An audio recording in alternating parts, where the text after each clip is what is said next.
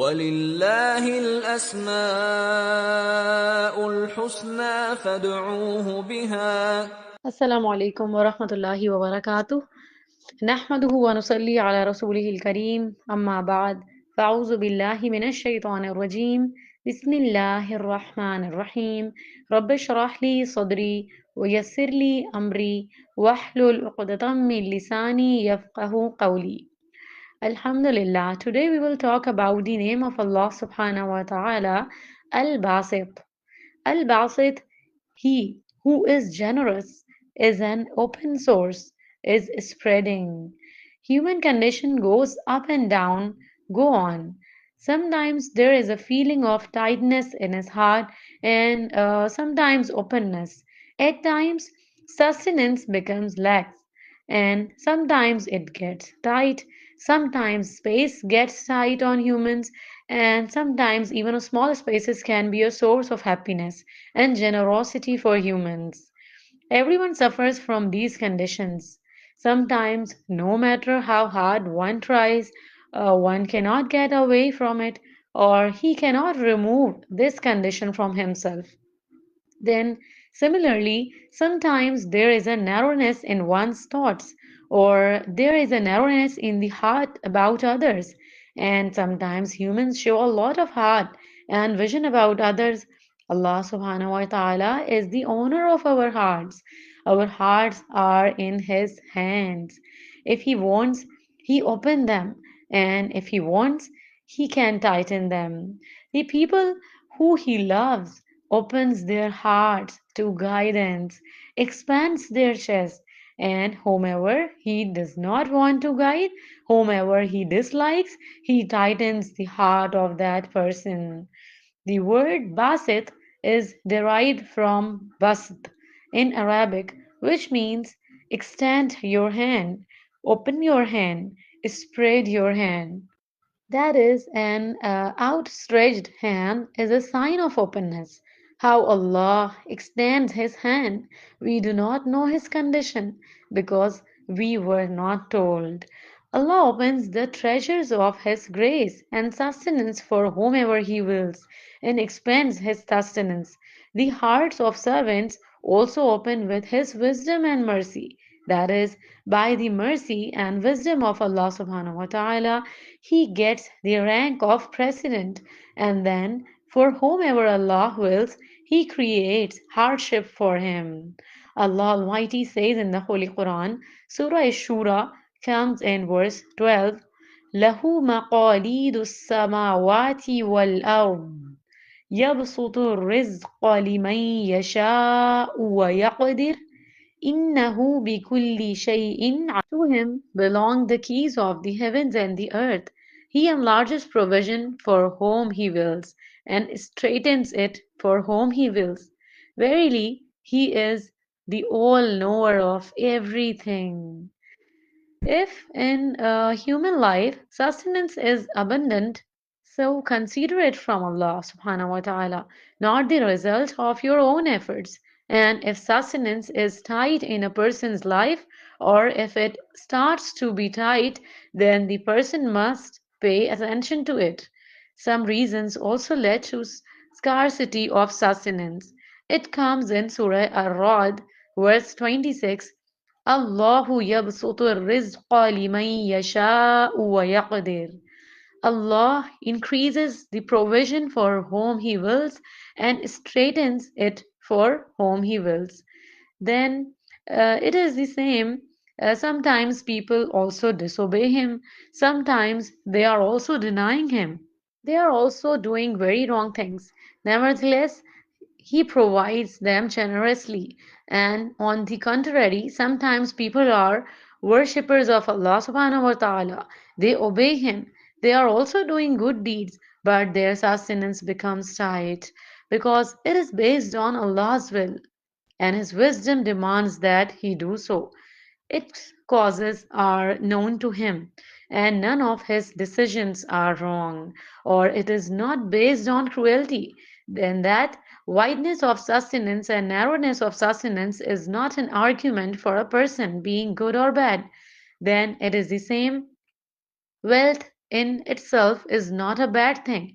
If that wealth is in the hands of a good person, it will surely be spent on good deeds. But for some people, it becomes a temptation, as for hypocrites. Then that Allah subhanahu wa ta'ala, who is Al-Basit, He who is generous, He, when He bestows generosity on people with His special grace, sometimes that bounty becomes a severe trial for people, and because of this, people sometimes become proud, or they start looking down on each other, or those who don't have them start to despise them. So, all this is a test for man. One should not be proud of it, and wealth should be acquired with truth and should be invested in the right place and on the path of truth, and one should refrain from such things that displease Allah. Because for some people, the openness of sustenance becomes a cause of evil and leads to a bad end, such as everyone knows the story of Qarun. Then likewise, Al-Basit has one meaning, spreads arms. Allah subhanahu wa ta'ala extends his hand to accept the repentance of people and gives respite to those who have committed sins. Give them hope that I will forgive your sins. You turn back to me. There is a hadith of Abu Musa al-Ash'ari, may Allah be pleased with him. Do it until the sun rises from the west. Means you should have to repent again and again to Allah subhanahu wa ta'ala in front of Allah subhanahu wa ta'ala. Then, in the same way, Allah subhanahu wa ta'ala stretches out his hand to give to the questioners. It was narrated on the authority of Ibn Mas'ud radiallahu ta'ala anhu that the Messenger of Allah sallallahu alaihi wasallam said, when the last third of the night is left, Allah Almighty descends on the world. Then the gates of heaven are opened. The Allah Almighty extends His hands and says, there is someone asking that his request be fulfilled. There is something asking for forgiveness so that he may be forgiven. And this chain continues until uh, Tulu Fajr, until the Fajr arises. Then it is the same. Knowledge of Allah creates a big change in a person's life, in a person's heart, in his thinking, in his thoughts, in his conversations, in his standing.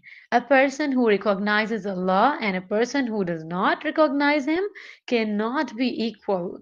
However, those with knowledge and those without knowledge are not the same. If we understand this attribute of Allah subhanahu wa ta'ala, that He is Al-Basit, He is the one who spreads, the one who gives generosity. So let us turn to Him with full taste and passion. And whoever accepts His monotheism with an open heart, Allah subhanahu wa ta'ala opens his heart.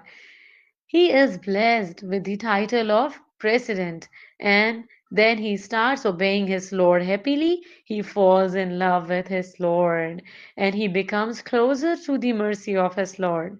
Allah subhanahu wa ta'ala guides his heart, holds his heart, gives him happiness, and creates a light in his heart. His race then starts towards the hereafter. So it is like a person who believes in Allah subhanahu wa ta'ala with a true heart. Allah creates light in his heart, and with the angels, his relationship is born. And then, even in narrowness, man feels vastness. Even in panic, there is peace in this world too, and also in the next world. For such people, the graves will also be wide. They will become gardens among the gardens of paradise. Subhanallah.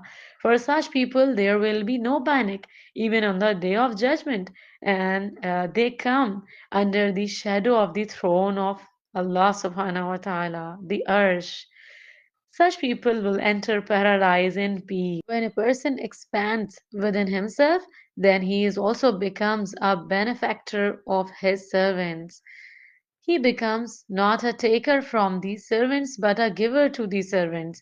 And no one can give to servants unless he has expansion in his own heart. The breadth of the heart creates the breadth of the hand.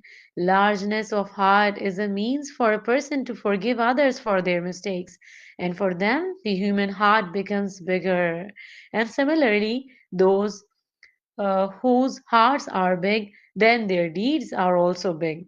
When a person comes close to Allah, then he asks only from Allah.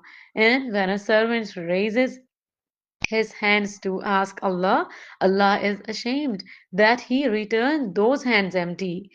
Then such a person does not extend his hands in front of people. He does not ask people questions. He asks Allah Almighty for even his smallest needs. Then similarly, if a person wants Allah subhanahu wa ta'ala to provide sustenance for him, then for that, a person should also become obedient to Allah. Because obedience to Allah brings blessing and sustenance for man. Blessing does not necessarily mean that one's possessions are excessive in number. Rather, even a little sustenance feels too much for him. Likewise, good deeds also benefit a person for the expansion of sustenance and blessings. Always remember that. The Messenger of Allah sallallahu alaihi wasallam said, "Do not be disappointed because of the delay in obtaining sustenance, because sustenance, that is the servant's fate, will continue to reach him until death. So seek sustenance with moderation and halal. Take sustenance and leave the haram." Because Al-Basit is Allah subhanahu wa ta'ala, He is the bestower. Therefore, people should only adopt halal methods, hoping for generosity from Allah subhanahu wa ta'ala. Then that whatever Allah subhanahu wa ta'ala gives to the servants, Allah does not require anything from the servants in return. Yes, He definitely demands that the person, after receiving these blessings, by receiving the bounty of Allah, be grateful to Him. There are some people who are such servants of Allah that even when their sustenance is abundant, they do not lack in the remembrance and they do not neglect the punctuality in salah, means namaz. They do not forget to give zakat.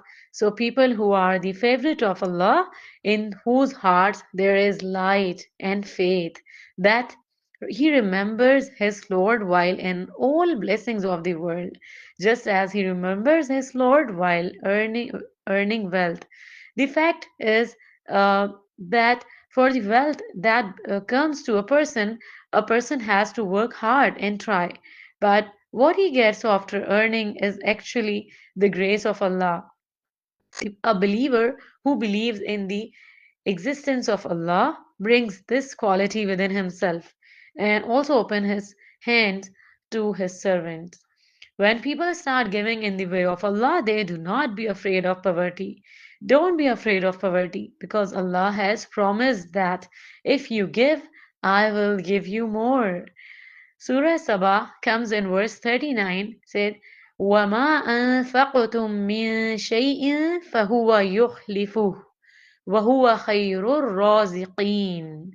Say, truly my Lord enlarges the provision from whom He wills of His slaves, and also restricts it for Him. So, if a person wants not to take account of Allah, then the servant should also reduce the account with the servants.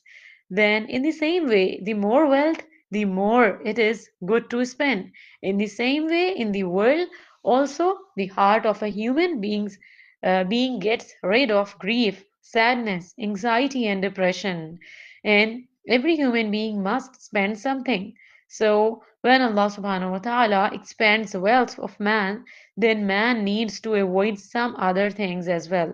For example, a person should not spend extravagantly and wastefully. He said in one place, and do not spend wastefully, because the spendthrifts are brothers of devils, and the devil is very ungrateful to his Lord. So then, in the same way, sometimes after getting riches and wealth, a person becomes arrogant. So it is necessary to avoid this because it is actually the wealth given by Allah and it is not obtained by a person's personal effort alone. And finally, one should keep praying to Allah while keeping this name of Allah subhanahu wa ta'ala in front of him. The Messenger of Allah sallallahu alaihi wasallam taught some supplications by reciting which a person can avoid poverty and starvation. And it is necessary for all of us to pray to the generous Lord to avoid poverty and scarcity. So, anyway, it is necessary for the human being to keep halal and good sustenance from the Lord who gives. May Allah subhanahu wa ta'ala bless us all with vastness and protect us from the hardships of this world and the hereafter. Ameen ya Rabbil Alameen. Wa akhiru da'wana anil hamdulillahi Rabbil Alameen. Subhanak Allahumma wa bihamdika. Ashhadu an la ilaha illa anta. Astaghfiruka wa atubu ilayk. Assalamu alaikum wa rahmatullahi wa barakatuh.